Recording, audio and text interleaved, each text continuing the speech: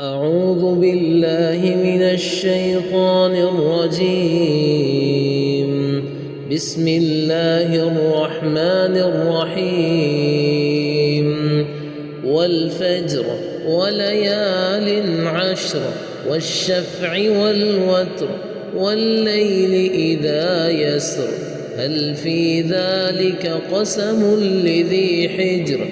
ألم تر كيف فعل ربك بعاد إرم ذات العماد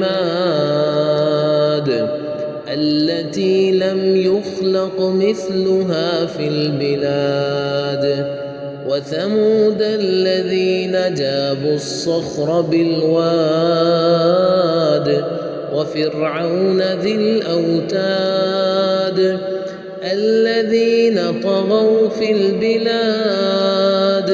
فأكثروا فيها الفساد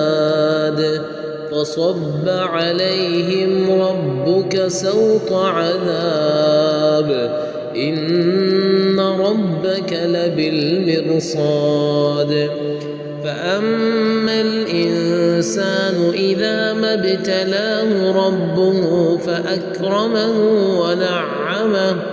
فيقول ربي أكرمن وأما إذا ما ابتلاه فقدر عليه رزقه فيقول ربي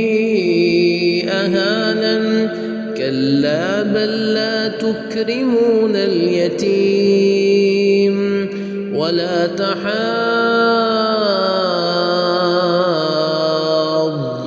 على طعام المسكين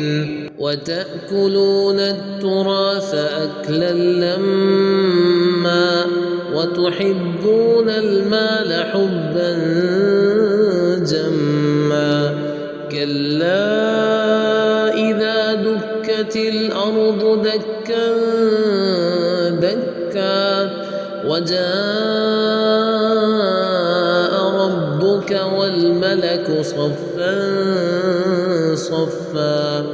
وجيء يومئذ بجهنم يومئذ يتذكر الإنسان وأنى له الذكرى يقول يا ليتني قدمت لحياتي فيومئذ لا يعذب عذابه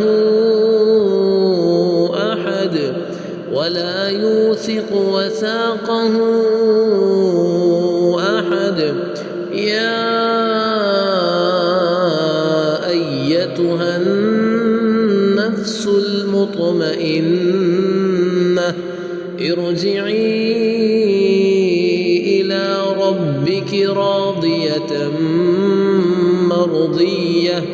فادخلي في عبادي وادخلي جنتي.